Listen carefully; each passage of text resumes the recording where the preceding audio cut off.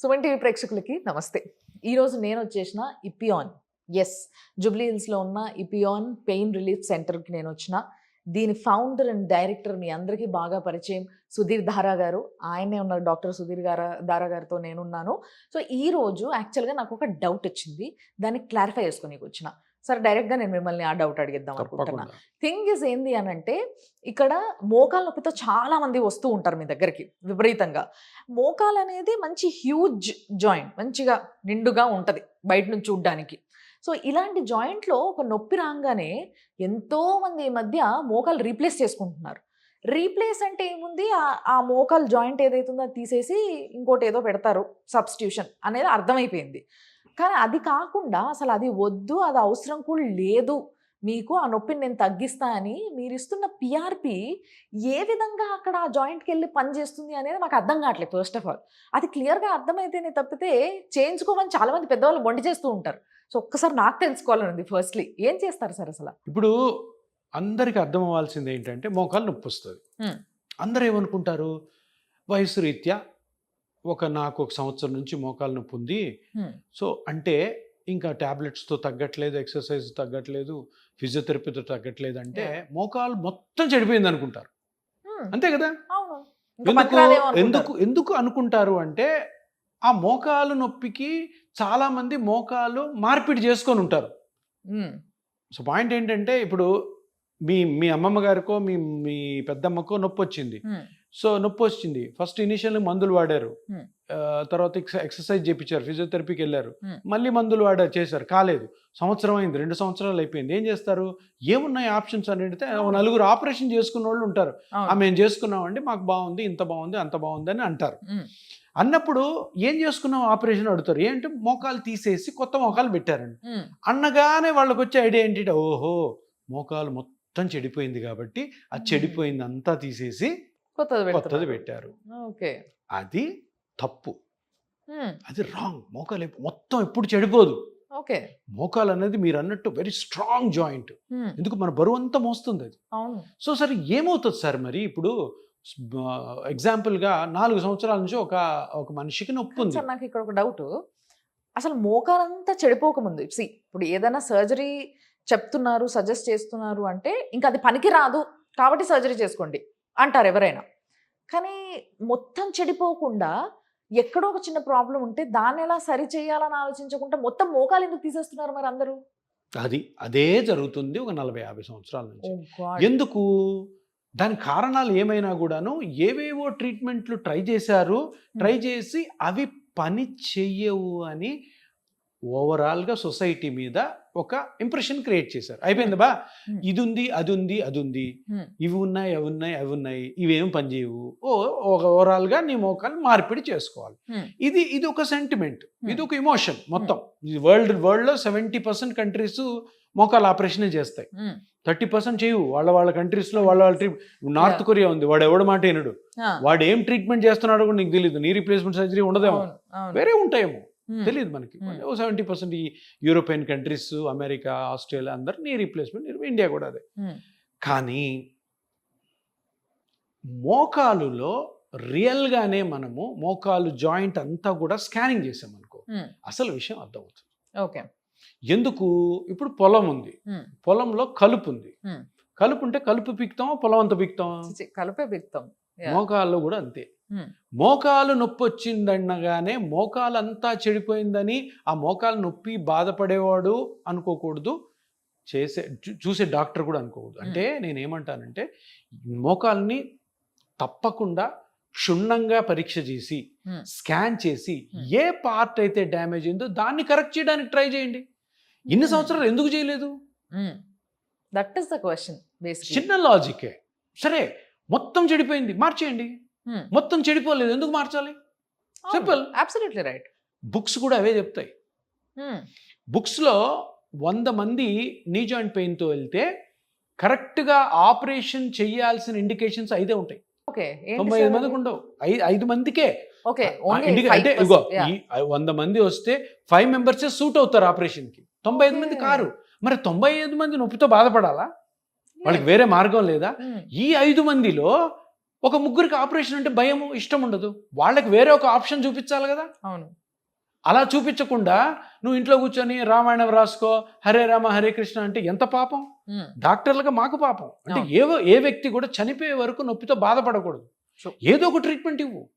ఒక ఆయిల్ మసాజో లేదా ఒక ఆయింట్మెంటో ఏదో ఒకటి, ఒక తాయెత్తు కట్టు, సైకలాజికల్ పెయిన్ అన్న తగ్గుతుంది.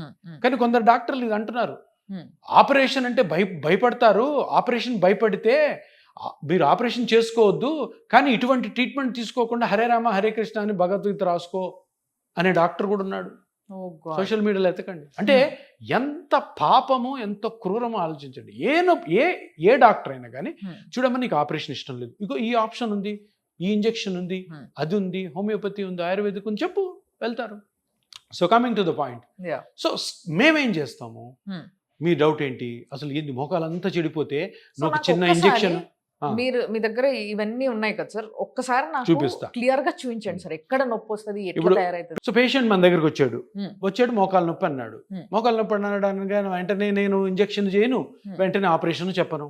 ఏం చేస్తాను, మోకాల్లో నొప్పి ఎందుకు వస్తుందో కనుక్కుంటాను. ఎట్లా కనుక్కుంటారు, ఒక స్కానింగ్ ఉంది, అల్ట్రాసౌండ్ మస్కులోస్కెలిటల్ డైనమిక్ స్కాన్ అని. అది స్కానింగ్ చేసి ఏం చూస్తాము అంటే, శివుడు తెలుసు కదా మీకు, శివుడిని ఏమంటారు ఇంకో పేరు, బోలాశంకర్. ఎందుకంటారు, అమాయకుడు. మోకాలు కూడా బోలా జాయింట్, పెద్ద కాంప్లికేషన్ ఉండదు దీంట్లో. రెండు పెద్ద ఎముకలు ఉంటాయి, లిగమెంట్ సైడ్ లో ఉంటాయి, మజిల్స్ ఉంటాయి ముందు, తర్వాత ఈ బ్లూగా ఉన్నది కార్టిలేజ్, తర్వాత ఈ వైట్ గా ఉన్నది మెనిస్కస్. బోలా జాయింట్ ఎందుకంటే ఎంతకంటే ఏముండవు. అంటే ఈ 5 పార్ట్లలోనే ఎక్కడో దెబ్బతిని మీకు మోకాలు నొప్పి వస్తుంది. అర్థమైపోయిందా? ఏం లేదు, 2 బోన్స్, మజిల్స్, లిగమెంట్స్, మెనిస్కస్ తెల్లది, కార్టిలేజ్ బ్లూది. ఇది బ్లూగా ఉండదు, బాడీలో తెల్లగా ఉంటుంది. దీనికోసం బాగా అర్థమైందా? సో దీన్ని మనము ఇపియాన్కి వచ్చారనుకో ఎవరైనా మోకాలు నొప్పితోటి స్కాన్ చేస్తాం. బోన్స్ ఎట్లా ఉన్నాయి, లిగమెంట్స్ ఎట్లా ఉన్నాయి, మెనిస్కస్ ఎట్లా ఉంది, మజిల్స్ ఎట్లా ఉన్నాయి, కార్టిలేజ్ ఎట్లా ఉంది. స్కానింగ్ క్షుణ్ణంగా ఇట్లా మోకాల్ని మూవ్ చేస్తూ లోపల దాక్కున్న ప్రతి పార్ట్ని కూడా బయటికి తీసుకొచ్చి చూస్తాం. సో ఎందుకు చూస్తాము, సరే మీకు ఏం అర్థం అవుతుందంటే, మాకు నొప్పి ఏ పార్ట్ నుంచి వస్తుందో మాకు దీంట్లో అర్థమవుతుంది. ఈ లిగమెంట్ నుంచి రావచ్చు, ఈ మజిల్స్ ఉంటాయి కదా పైన, వాటి నుంచి రావచ్చు, కార్టిలేజ్ అరిగి ఉండొచ్చు, మెనిస్కస్ లో ప్రాబ్లం అయి ఉండొచ్చు. బోన్స్ జనరల్ గా నొప్పి కాజ్ చేయవు. మనందరూ అంటారు, సార్ నా బోన్ అరిగిపోయింది కదా, బోన్ నుంచి నొప్పి వస్తుంది. బోన్ ఎప్పుడు అరగదు, బోన్ డిఫార్మ్ అవుతుంది కానీ బోన్ అరగదు. బోన్ నుంచి ఎప్పుడు నొప్పి రాదు. సో ఏ పార్ట్ నుంచి నొప్పి వస్తుంది, ఒకటి. రెండో పార్ట్, ఎంత డ్యామేజ్ అయింది అది. అంటే ఇప్పుడు ఎక్కువ అరిగిపోయేది, ఎక్కువ దెబ్బతిన్నది కార్టిలేజ్, బ్లూది, అంతేనా? ఈ బ్లూది కార్టిలేజ్. బ్లూ కార్టిలేజ్ మోకాలంతా ఉంటుంది. అంటే మోకాలంతా పోయిందా కార్టిలేజ్? ఇప్పుడు మామూలుగా డాక్టర్ ఏం చేస్తాడు, ఎక్స్రే తీస్తాడు, చేసి 2 ఎక్స్రేలో ఏం కనపడతాయి, ఓన్లీ బోన్స్ కనపడతాయి. బోన్స్ 2 దగ్గరకు వస్తే ఏమంటారు, బోన్స్ దగ్గరకు వచ్చిందంటే గుజ్జు అరిగిపోయింది అంటారు. దాంట్లో నిజం లేదు, ఎందుకంటే గుజ్జు అరిగిపోయిందని నీకు ఎట్లా తెలుసు? ఎముక దగ్గరికి వచ్చిందని గుజ్జు అరిగిపోయింది, గుజ్జును చూసావా నువ్వు? గుజ్జును చూడలే. గుజ్జుని ఎట్లా చూస్తాం, అల్ట్రాసౌండ్ లో చూస్తాం, ఎంఆర్ఐ స్కాన్ లో చూస్తాం. సో మేమేం చేస్తాం, ఈ గుజ్జు ఒకవేళ అరిగిపోయి ఉంటే గుజ్జు ఎంత అరిగింది, ఎక్కడ అరిగింది, దాని మెజర్మెంట్ ఎక్స్రేలో ఇవన్నీ కనపడు. సో అల్ట్రాసౌండ్ అంత పవర్ఫుల్. అల్ట్రాసౌండ్ అన్నది ఎక్స్రే కంటే 1000 రెట్లు పవర్ఫుల్. ఎందుకంటే ప్రతి స్ట్రక్చర్ని చూడొచ్చు. ఈ లిగమెంట్ ఉంది చూసారా, కొలెటరల్ లిగమెంట్ అంటాం, దీన్ని ప్రతి పార్ట్ ని కూడా ఇక్కడ నుంచి ఇక్కడ వరకు మధ్యలో ఎక్కడన్నా చూడొచ్చు. మెనిస్కస్ ని మొత్తం చూడొచ్చు. కార్టిలేజ్ ఎక్కడ అరిగిందో కూడా చూడొచ్చు. సరే, కార్టిలేజ్ అరిగిపోతే మనం ఇంతకు ముందు అనుకున్న ఎగ్జాంపుల్, 4 సంవత్సరాల నుంచి ఒక హౌస్ వైఫ్ కి నొప్పి ఉంది. ఎంత డ్యామేజ్ అయింటది చెప్పనా, ఎక్స్రే మన అల్ట్రాసౌండ్ ద్వారా. ఇప్పుడు ఇది చూడండి, దీనికి డిఫరెన్స్ ఎట్లా ఉంది చూడండి. ఇక్కడ ఎర్రగా అయిందా, ఇన్ఫ్లమేషన్ కనిపిస్తుంది. ఎర్రగా అయిందంటే అర్థం ఏంటంటే ఆ పార్ట్ లో కార్టిలేజ్ అరిగింది. సో మెయిన్ గా ఎంత అరిగింది, అక్కడే ఎంత అరిగింది, ఒక 10% అరిగింది, 20% అరిగింది. ఈ 10% 20% అరుగుదలకి మోకాలను అంతా కూడా భయంకరమైన నొప్పి రావచ్చు, నీరు నిండొచ్చు, మోకాలు ఎర్రగా అవ్వచ్చు, కాలు మడచలేని పరిస్థితి కూడా అవ్వచ్చు. ఓకే. సో ఇక్కడ నేను ఎందుకు ఇంత స్కానింగ్ గురించి మాట్లాడుతున్నానంటే ఈ చిన్న పార్ట్ అరిగిపోయిన దానికి ఈ మోకాలంతా ఎందుకు మార్చుకోవాలి? లాజికే కదా. True, absolutely. నేను మామూలు భాషలోనే చెప్తున్నాను చూడండి. ఒక లేమెంట్, ఒక విలేజర్ మాట్లాడి ఇక్కడ చిన్నగా అరిగిన దానికి ఇదంతా ఎందుకు మార్చాలి? అవును, మార్చే కండిషన్స్ ఉంటాయి కొన్ని, వాటిలో తప్పకుండా మార్చాలి, అన్నింటి మార్చొద్దు. సరే మార్చకపోగా ఇంత అరిగింది అని తెలిసి పోస్ట్పోన్ కూడా చేయకూడదు. ఇంకా అరగనిలే చూద్దాం, ఇంకా అరగనిలే చేద్దాం, అప్పుడు మార్చు. ఎందుకు ఇప్పుడే మార్చుకో, ఇప్పుడే దీన్ని కరెక్షన్ చేసుకో. సో చిన్నగా ఉన్నప్పుడు కరెక్షన్ చేసుకుంటే మార్చుకోవాల్సిన అవసరం కూడా లేదు. ఇప్పుడు ట్రెండ్ ఏంటంటే కొంచెం అరిగింది, సర్లే నీ వయసు కూడా ఇప్పుడు 45, ఈ రోజు ఒక 45 years ఆయన వచ్చినాడు, పాపం ఏదో బిజినెస్ చేసుకుంటుంటాడు, నొప్పి ఉంది, స్కానింగ్ చేసాము, ఇక్కడ అరిగింది, 45 years. అదే ఆపరేషన్ చేసే డాక్టర్ దగ్గరికి వెళ్ళి ఇప్పుడు ఏంటి చెయ్యకో 45 సంవత్సరాలకి ఆపరేషన్ చేయకూడదు అయినా కూడా చేస్తారు. ఎందుకు? అది క్రియేట్ చేస్తారు. ఇంకా లాభం లేదబ్బా, సంవత్సరం నుంచి నా దగ్గర తిరుగుతున్నావు, ఇంకా చేసేసుకో, తగ్గుతలేదు అంటున్నావు కదా. ఏ వయసులో అన్నా కూడాను స్కానింగ్ చేసుకొని అది ఆపరేషన్ కానీ సూట్ కాకపోతే PRP is the best thing. ఈ చిన్న పార్ట్ అరిగింది కదా, ఇక్కడ కొంచెం అరిగిందా, ఇక్కడ కానీ ఆ గ్రోత్ ఫ్యాక్టర్స్ ని కరెక్ట్ గా వేస్తే అది మళ్ళీ ఇట్లా అయి కూర్చుంటది.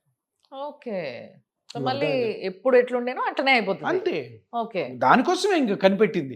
అంటే అట్లా అవ్వాలి అంటే దానికి ఉత్త ఇంజెక్షన్ చేసి వదిలేస్తే కాదు. నేను ఇంతకుముందు చెప్పానా సార్, వాడు కిట్ కంపెనీ వాడు వెళ్తాడు, సార్ చిన్న ఇంజెక్షన్ సార్ సుధీర్ సార్ చేస్తున్నాడు, మీరు కూడా చేయండి సార్ ఏముంది అంటాడు. వాడు చేస్తాడు. అది ఎట్లా పెరుగుతుందో తెలియదు, అది ఏమవుతుందో తెలియదు, పేషెంట్కి ఏం చెప్పాలో తెలియదు, పేషెంట్ మళ్ళీ నొప్పి వస్తే ఏం చేయాలో తెలియదు. సో దాంతో చెడు అంతా ప్రచారం అవుతుంది. సో మోకాలులో ఇంత చిన్న పార్ట్ గుజ్జు అరిగిన దానికి మోకాలు మొత్తం ట్రీట్ చేసుకోవాల్సిన అవసరం. ఆ గుజ్జుని పెంచుకుంటే సరిపోతుందని 30 సంవత్సరాల కిందే ఎవరో మహానుభావుడు కనిపెట్టి వదిలాడు. దాన్ని ఈరోజు మనం అందరం కూడాను పాటిస్తున్నాం. అంత దీనిలోన ఉన్న దాగి ఉన్న మహత్యం అన్నమాట PRP. Perfect sir, perfect, really perfect. And నిజంగా ఫర్ ది ఫస్ట్ టైం మోకాలు నొప్పి ఇంత ఈజీగా డీల్ చేయొచ్చని నాకు అర్థమవుతుంది. ఎందుకంటే ఇప్పుడు నేను మా నాన్నమ్మని చూసిన, మా పెద్దవాళ్ళు కొంతమంది ఉన్నారు, ముఖ్యంగా మా నాన్నమ్మ ఎక్కువగా బాగా సఫర్ అయ్యేది.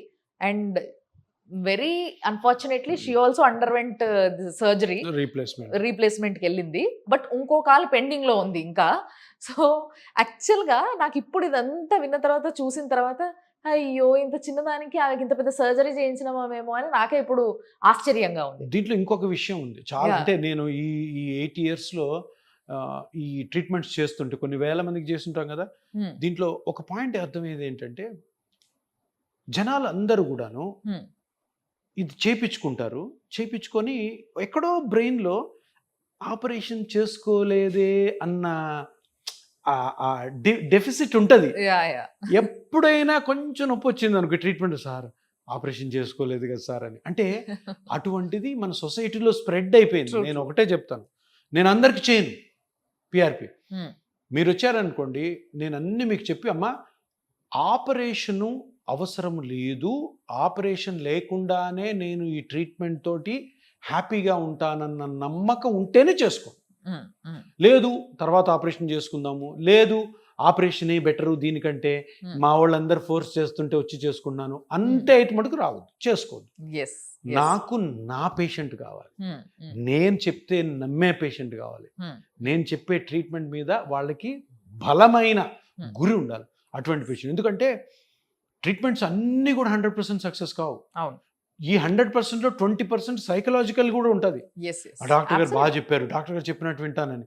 లేదు హాఫ్ హార్టెడ్గా చూద్దాము, నేను చేయను అసలు అట్లా అనిపించారు అనుకో నా పేషెంట్, వద్దులేమ్మా మీరు వేరే ఆప్షన్ చూసుకోండి, నేను చేయను. ఇటువంటి బిలీఫ్ కూడా చాలా ఇంపార్టెంట్.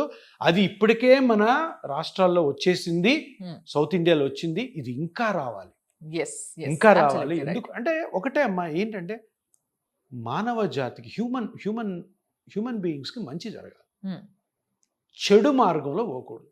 చెడు ఎక్కడైతే ఉందో అటు సైడ్ పోకుండా ఇది కాని పక్షంలో సరే తప్పకుండా ఆపరేషన్ అవసరం అనుకున్నప్పుడు వెళ్ళొచ్చు. ఆ లేని పక్షంలో దీని మీద ఎంత నమ్మకం క్రియేట్ చేసుకుంటే అంత మంచి జరుగుతుంది. ఫ్యూచర్లో ఇండియాలో, వరల్డ్లో ఈ న్యాచురల్ ట్రీట్మెంట్సే ఎక్కువ ఫేమస్ అవబోతున్నాయి.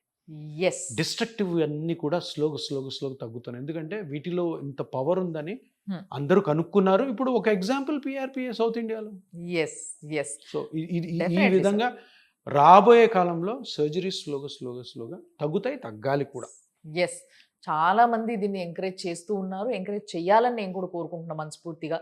బికాజ్ అందరికీ తెలుసు, ఇట్స్ వెరీ క్లియర్. దీనిపైన మనం పెద్ద డిబేట్ చేయాల్సిన అవసరం కూడా అవసరం లేదు లేదు. Actually, Exactly. నిజంగా చెప్పాలంటే. ఎందుకు అనంటే యూ కెన్ సీ ఎవ్రీథింగ్ కదా. చాలా చిన్న దాంతో అయిపోతే దాన్ని మనం ఎంత పెద్ద అంటే అదే అంటారు కదా, ఓ చిన్న సూత్తో పోయేదాన్ని గొడ్డల్లాగా తెచ్చుకున్నాం అని అంటారు. అట్లుందనమాట మనం చేసే పని. అండ్ ఇది కూడా ఏంటి అనంటే, ఇంతకు ముందు ఇంకా అందరినీ అనలేము, బట్ ఏంటంటే మనకి ఒక చిన్న జ్వరంతోనో ఒక దాంతోనో పోతే రకరకాల టెస్టులు రాయడం అలవాటైపోయింది. అవి చూడంగానే వీళ్ళకి ఓహో ఇవన్నీ చూస్తేనే ఒక సాటిస్ఫాక్షన్ వచ్చేది. ఆ సాటిస్ఫాక్షన్ అక్కడ మొదలైతే అది ఇక్కడ తగ్గట్లేదు అనమాట. ఇక్కడ చిన్న ట్రీట్మెంట్తో నేను చేసి పంపిస్తా అమ్మా అన్నా కూడా ఇన్ని రకాల డౌట్స్ వస్తాయి అన్నట్టు. మీరు చెప్పినట్టుగా అయ్యో నేను సర్జరీ చేసుకోలేదే, అయ్యో మా వాళ్ళు ఫోర్స్ చేస్తున్నారని వచ్చానే, ఇలాంటివన్నీ ఎందుకు అనంటే ఓన్లీ బికాస్ ఆఫ్ దిస్ ఈ మెంటల్ ఇన్ఫ్లుయెన్స్ అనేది బాగా పడింది కదా. స్ప్రెడ్ అయిపోయింది సొసైటీలోకి. True, ఇదే ఒక absolutely. ట్రీట్మెంట్, వేరే ట్రీట్మెంట్ మా స్ట్రగుల్ అంతా కూడాను ఆ మెంటాలిటీని మార్చాలి. But thanks for that. మార్చిన రోజు really. ఎక్సలెంట్ గా ఉంటది. I really thank you from heart, నిజంగా చెప్తున్నా కదా. ఎందుకంటే you introducing this kind of treatment, reintroducing it into the world, మళ్ళీ ఒకసారి ముఖ్యంగా ఈ హైదరాబాద్ జనాలందరికీ కూడా it's an eye opening thing అనమాట. సో థ్యాంక్స్ ఫర్ దాట్ నిజంగా. అండ్ మళ్ళీ ఇంకో డౌట్తో వస్తా. Thanks a lot.